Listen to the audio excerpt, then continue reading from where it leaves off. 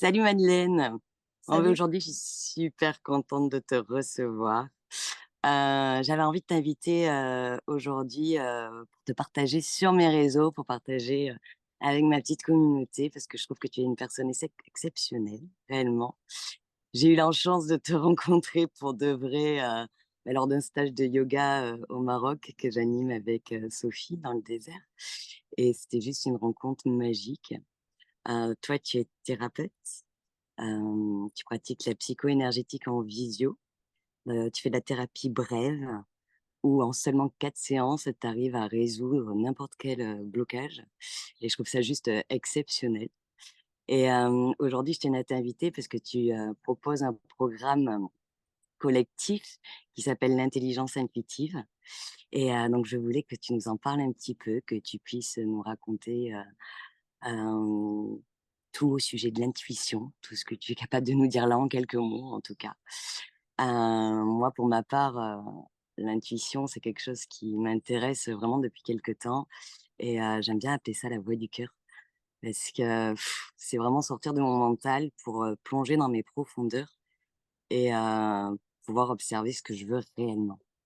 Donc du coup, je vais te poser, j'ai avec moi 2-3 questions que j'ai envie de te poser pour que ça ait un peu plus de sens pour ceux qui nous écoutent. Hem, donc comment on fait la différence entre le mental et l'intuition? Ah bon, bah, merci pour cette question parce qu'elle est pas évidente, à cerner. En effet, bah, souvent tout se mélange, quoi. Notre mental, notre cerveau qui est quand même assez intelligent, faut le dire, hein, il nous sert à plein de reprises et puis d'un autre côté, il y a notre intuition qui va être parfois plus audacieuse ou plutôt hors des sentiers battus et c'est pas facile de faire cohabiter les 2. Et souvent on a l'impression qu'il faut choisir soit l'un, soit l'autre. Soit il faut être tout bien, ce qu'on attend de nous, et d'être dans l'analyse, soit, allez, je vais être foufou, je vais aller écouter mon intuition, mais les 2 vont pas forcément être d'accord. Alors j'ai quand même envie de dire déjà que mental et intuition, c'est pas forcément à opposer, ils peuvent être copains, tu vois? Ils peuvent négocier les uns l'un avec l'autre. Si mon intuition me dit, «Allez, va élever les chèvres dans le Larzac», et mon mental, il dit: «Non, non, mais attends, j'ai une famille à nourrir, quand même», et ben, on peut négocier sur, le fait que, bah, c'est pas tout de suite ou c'est pas tout à fait dans le Larzac que, on peut trouver cet appel de la nature, tu vois? Faites un stage dans le désert avec Laetitia, par exemple, c'est moins risqué. Mais, déjà, il y a une, négociation possible entre mental et intuition. Parce que, si on pense que c'est soit l'un, soit l'autre, ça peut nous crisper et on risque de mettre un peu de côté nos intuitions. Et pour, répondre aussi d'une autre façon à ta question, souvent l'intuition, ça va être quelque chose de plus flash que le mental. Le mental, ça va être le fruit d'un raisonnement, on va peser le pour et le contre, on va avoir des arguments. Alors que l'intuition, on ne sait pas trop comment, expliquer le cheminement, ça vient, c'est plutôt fulgurant, tu vois? Déjà, c'est un premier er aspect. Et puis, il y a aussi le côté que, l'intuition, ça peut venir ouais, à tout moment, pas forcément quand j'ai décidé de prendre ma décision, voilà. Ça va être sous la douche, le matin, souvent près du sommeil, les portes sont un peu plus ouvertes. Alors que le mental, ça va plutôt être, tu vois, voilà, je suis en train de vouloir prendre cette décision, donc il y a ce côté furtif, pas toujours au moment souhaité. Et en fait, la meilleure façon de sentir si c'est mental ou intuition, c'est de voir d'où ça vient à l'intérieur de toi. Si je te dis, par exemple, pense à, au challenge que tu veux vivre cette année, comment tu veux te développer professionnellement parlant, par exemple, cette année avec ton activité yoga et que je te dis: «Réfléchis avec ton mental».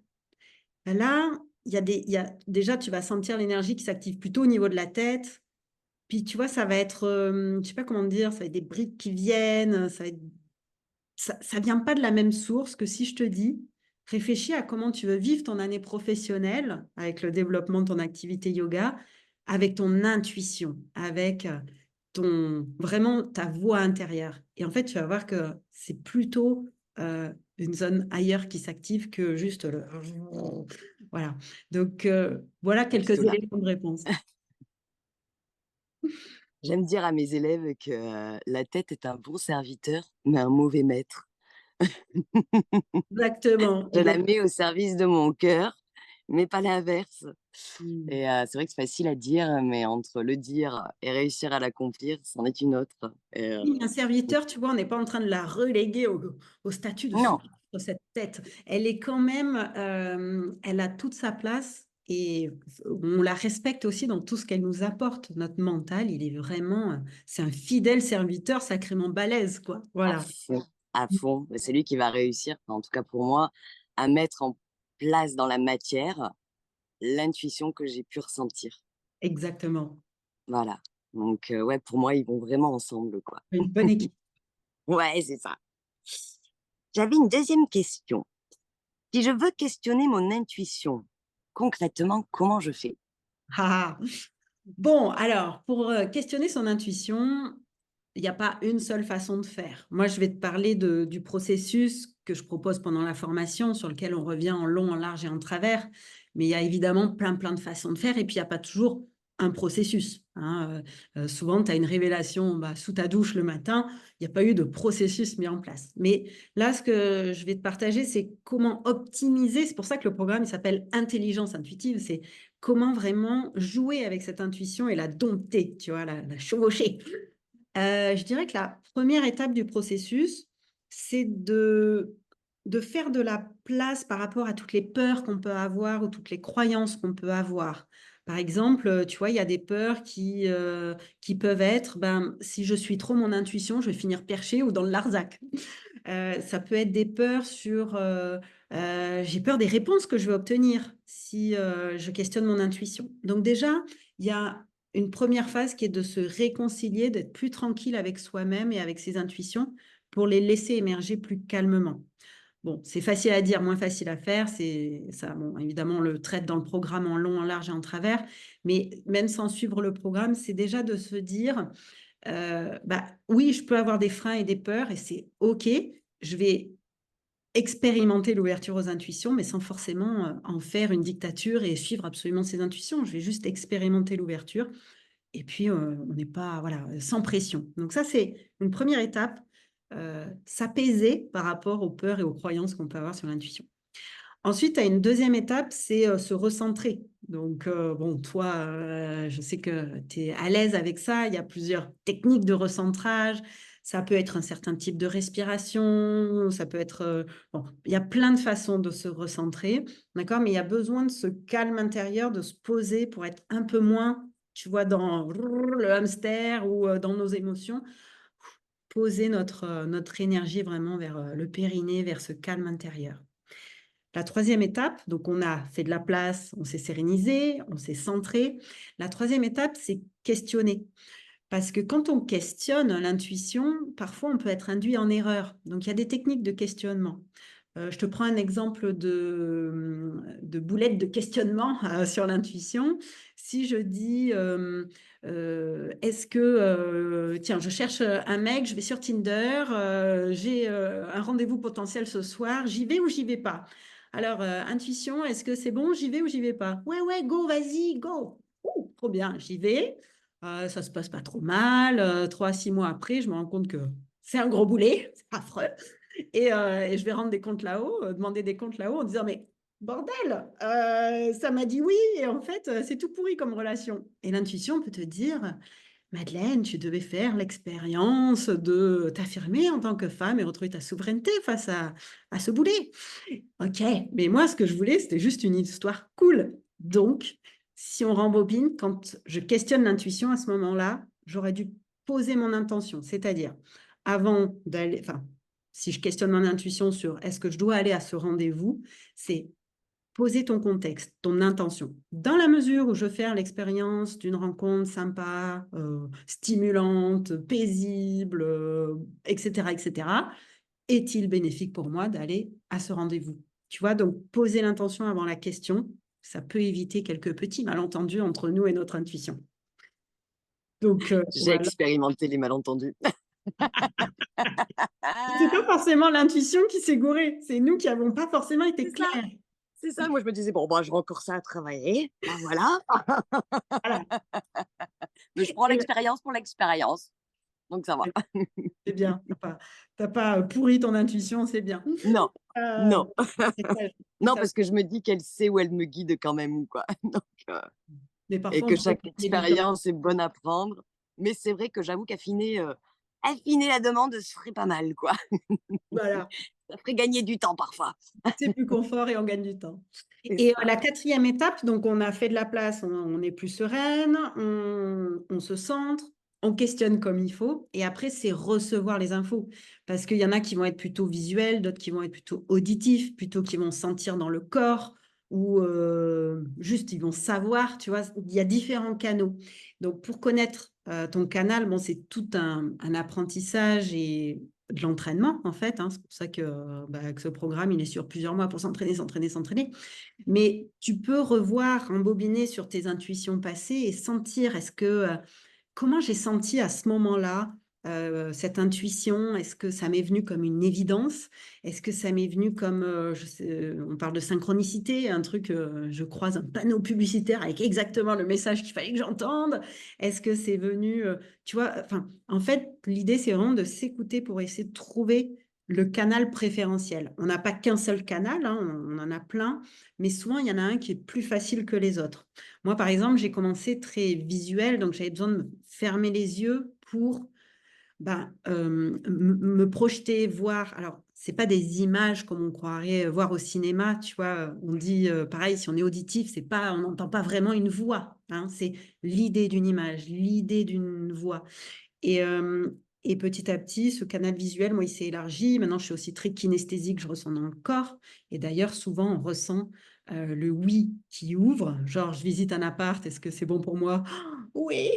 ou «Est-ce que c'est bon pour moi cet appart?» J'aurais bien posé mon intention avant, hein, mais est-ce qu'il est bon pour moi? Et ça peut refermer. Donc le oui/non se sent aussi par le corps. Donc voilà les 4 étapes, hein, s'apaiser, se centrer, questionner et recevoir les infos via son canal.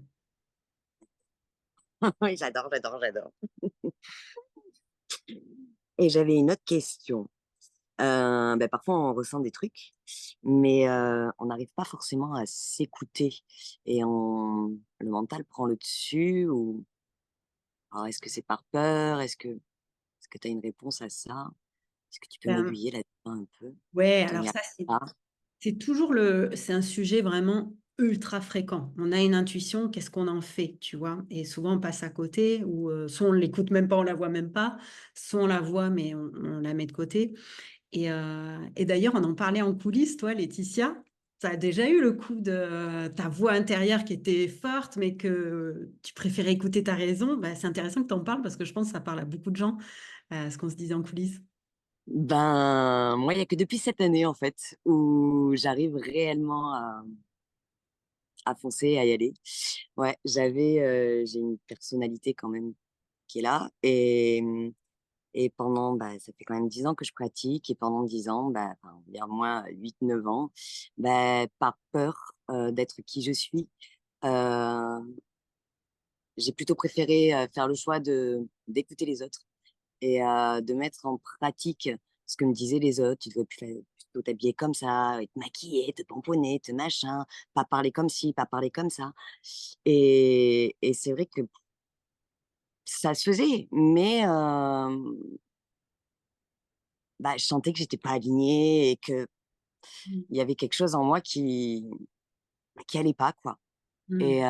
et c'est vrai que cette année, du coup, où, ça fait quelques mois là que je pratique, cette voix du cœur où j'essaye d'écouter mon intuition du moins et je me suis dit: fuck». En gros, fuck. Ouais, moi je suis comme ça, j'ai un franc-parler, je peux être un peu rock'n'roll, je peux être vulgaire parfois. Cette année, je me suis éclatée, à enseigner l'art du rien à foutre parce que, moi, c'est le rien à foutre qui me parle plus que le lâcher prise et et en fait, waouh, rien à voir parce que, là, j'ai écouté ce qui était à l'intérieur de moi et j'ai eu un été, mais que de cadeaux du ciel, que de cadeaux de gens en face de moi, de bonheur partagé, où moi je me suis éclatée pendant mes cours, où je pouvais être moi en fait. Et du coup, sans mon gentil mental qui à ce moment-là ne se mettait pas en route parce que j'étais vraiment là et je partageais avec tout ça, quoi. Et, et le sentiment, il a, mais juste rien à voir, Mmh. juste rien à voir. quand on arrive à écouter cette petite voix et qu'on la laisse parler, en fait, pas simplement l'écouter, mais qu'on la laisse sortir de soi, sortir de soi, ben, en face, ça a plus rien à voir. En Mmh. fait, on reçoit pas ce que l'on est, mais ouais, ça fait comme un effet miroir moi je donne et j'ai envie de propager de l'amour et plein de choses et c'est ce que j'ai reçu en face du coup et plein de gratitude, plein de belles paroles, plein de câlins, plein de belles choses que j'avais pas eu les autres années où j'essayais d'être une prof de yoga, voilà, comme tout le monde, alors que ouais, j'ai des défauts comme tout le monde, je suis un être humain avant d'être prof de yoga et moi aussi j'ai toutes ces choses à travailler, comme travailler mon intuition et Dieu sait que, bah, ça change la vie et merci à des personnes comme toi de proposer ce genre de programme Mmh. parce que ça change réellement la vie et moi depuis que je le fais, bah, j'ai changé ma vie et aujourd'hui, ouais, bah, je dis: «Fuck à ce qui vibre plus, à ce que je sens plus» pour, dire, «oui», parce que j'ai compris que lorsque je fermais une porte, beh, ça ouvrait le champ des possibles. Je sautais pas dans le vide, mais je sautais dans le plein et le plein des possibilités et sans cette petite voix intérieure qu'on écoute, je suis pas sûre qu'on puisse toucher du doigt ce plein de toutes les possibilités et Tellement bien répondu à la question, Letty. Non, mais en fait, tu as mis en avant le fait que parfois on a peur de se lancer dans le vide Mmh, du côté du cœur parce que notre mental, il nous rassure ou ce que nous dit la ouais, bienséance nous rassure. Mais au final, quand, on ose se lâcher dans le vide, c'est l'état de grâce, de sérénité. Finalement, on se rend compte on tombe pas dans le vide, on est rattrapé, on est soutenu par, qui on est. Et ce sentiment, quand on l'expérimente une fois, 2 fois, 3 fois, finalement, ça vient ancrer positivement le fait que l'intuition, elle est pas là pour nous faire flipper ou nous faire faire des folies. Elle est juste là pour nous remettre vers un état d'équilibre et de flow. Et notre mental, parfois, j'ai envie de dire, il est aussi, bon à entendre parce que, parce qu'il répond à un système de peur ou de croyances qu'on peut avoir et il fait du mieux qu'il peut pour, nous garder en sécurité, nous garder, voilà, dans savoir qu'on va bien être aimé, qu'on va pas trop déranger et cetera. Donc il a aussi toute sa valeur, mais quand les 2 fonctionnent ensemble, tu imagines la dream team, c'est parce ça que, du coup, je vais être dans la voie du cœur et comme tu le disais, mon mental va aider à transformer tout ça en matière, quoi. et à me sécuriser en même temps, Et ouais, dans les expériences que je vais faire, quoi et moi je trouve ça juste, waouh! et Waouh! plus on écoute nos intuitions, moins on en a peur et puis parfois, c'est Mmh, pas le moment. Je reprends l'exemple du Larzac tout à l'heure. C'est OK ouais de se dire: «Je sens que j'ai ça comme voix du cœur, c'est pas encore je suis pas encore prête ou j'ai pas encore, voilà, ce courage de me lancer dans le vide, mais c'est OK, je le garde quand même en tête, je le balaye pas et ça viendra», tu vois? Donc c'est ce que j'ai fait cette année. Ça fait 2 ans que je me dis que je vais arrêter mes cours d'hiver pour essayer de prolonger ma saison au Maroc et donc l'année dernière, j'ai essayé mais ma peur et mon mental m'a rattrapée en me disant: «Oh Letty, non, garde tes cours quand même l'hiver ici, on sait jamais», et sauf que je suis quand même partie, juste 2 mois et demi et en fait, arrivée là-bas, bah, je me suis aperçue que, bah, mon intuition, elle avait juste parce que, on m'a proposé du travail et que mmh, j'aurais pu y travailler mmh, et parce que j'avais gardé mes cours ici, bah, je n'ai pas pu et du coup, bah, cette année, j'ai dit: «Bah, bingo». Donc je me suis rassurée en y allant juste 2 mois et demi l'année dernière et pour voir le champ des possibles, si mon intuition était bonne, en fait. Donc mon mental m'a permis de mettre tout ça en place et cette année, OK, j'ai dit et le mental, il était OK du coup. On mmh. lâche la peur de perdre les cours à l'année ici et on se jette à l'eau et on va essayer de travailler au Maroc parce que c'est vraiment ce qui vibre dans mon cœur, quoi et donc le mental m'a quand même aidée pendant ces 2 ans et oui, je l'ai repoussé de 2 ans, mais c'est OK. Le principal, c'est que je m'écoute Et là, ce qui est super, c'est que tu as et mental et intuition, les 2 sont d'accord. Donc là, ouais, tu vas être dans une zone, de flow, quoi. c'est ça, c'est ça. Ouais. Bon, puis, Mmh. ouais, donc voilà, bah, tu as super bien répondu à la question. Je n'ai rien à rajouter. Merci Letty. Avec plaisir. Moi, j'avais pas trop d'autres questions. Ouais, Hem, ben, écoute, merci déjà de m'avoir reçue. Ça me fait super plaisir. plaisir de te revoir parce que ce qu'on a partagé, c'est vrai, dans le désert et le stage que tu proposes avec Sophie, c'est fabuleux, hein. D'ailleurs, si ceux qui nous écoutent ont envie d'expérimenter les animaux, le désert et le yoga, c'est un souvenir fabuleux. Et puis, ben, si vous qui nous écoutez, vous avez envie d'aller plus loin sur vos intuitions, ce programme-là que je propose, il démarre le 14 octobre. Tout est en ligne, en visio, c'est du collectif, c'est les lundis midi, une semaine sur deux, il y a soit de la théorie, on va dire, même si j'adore dire de la théorie sur l'intuition, c'est tout sauf de la théorie, mais on va dire des grands principes. Et la semaine qui suit, on met en pratique, vraiment dans un cercle ultra doux, bienveillant, pour prendre confiance et grandir tous ensemble. Et donc, si ça vous intéresse, on vous mettra le lien sous la vidéo. Et si vous venez de la part de Laetitia, que vous rentrez Laetitia comme marraine, bah, vous bénéficiez d'une séance bonus collectif offert. Et en plus, en ce moment, il y a moins 40% jusqu'au 8 octobre. Donc, profitez-en si c'est un sujet qui vous intéresse. Et vraiment, merci Laetitia de m'avoir offert cette possibilité, cette opportunité d'en parler à un cercle plus large. Merci beaucoup à toi. Ah, mais merci à toi, ça me tenait vraiment à cœur que mes élèves puissent entendre ça parce que pour moi, c'est vraiment, ça fait partie du yoga, ce genre de choses, puisqu'on est là pour, le yoga est vraiment là pour apprendre à s'écouter et du coup, bah, toi, tu proposes un condensé, en quelques mois de pouvoir intégrer ça et je trouve ça juste magique et j'aimerais tellement que, bah, ouais, que ça apporte à mes élèves, ce genre de formation, en tout cas, peut vraiment leur apporter dans leur pratique, de yoga et qu'ils comprennent, réellement ce qu'est le chemin et Cette cette voix du science cœur. du corps et de l'esprit et ouais et qui ramène au cœur et tout Mm. est génial, quoi. Donc ouais, je peux que vous dire de allez-y, quoi, foncez, profitez-en, il y a 40 Écoutez votre et intuition. comment? Ouais, écoutez Écoutez votre votre intuition. intuition, ouais. Écoutez votre intuition, lâchez les peurs.